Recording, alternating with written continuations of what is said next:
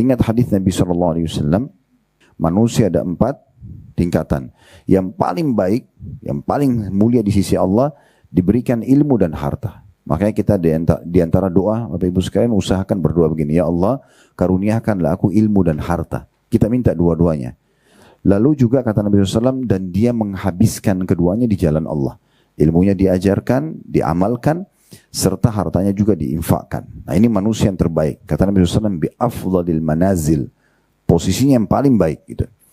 Nah, kemudian yang kedua adalah orang yang diberikan ilmu tanpa harta. Dia nggak ada hartanya, tapi dia tahu bangun masjid itu pahalanya besar, bangun jalan, fasilitas umum misalnya, atau berinfak untuk fakir miskin. Dia tahu itu besar sekali pahalanya, tapi dia nggak punya kemampuan.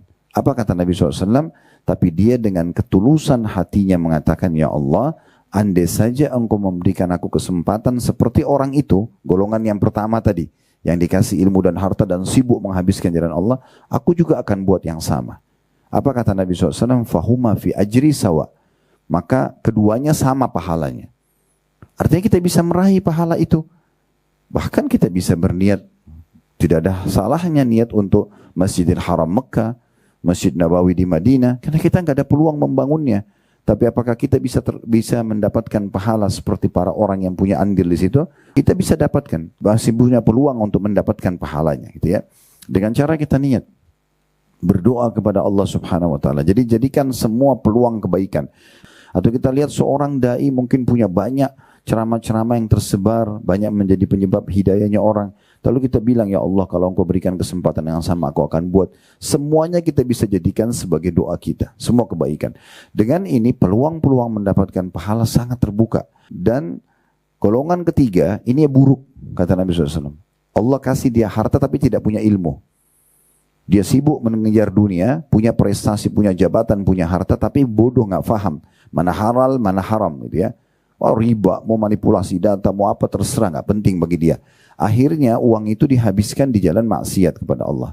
Kata Nabi SAW, ini orang buruk sekali kedudukannya, karena akan banyak dihisab pada hari kiamat nanti.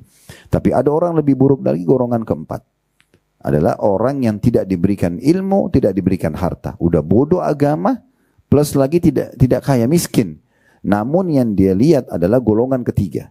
Yang sibuk mungkin menghabiskan hartanya zina, judi, buat diskotik, karaoke, segala macam. Yang golongan ketiga. Golongan keempatnya bilang, kalau seandainya saya punya peluang yang sama, saya akan buat seperti orang itu.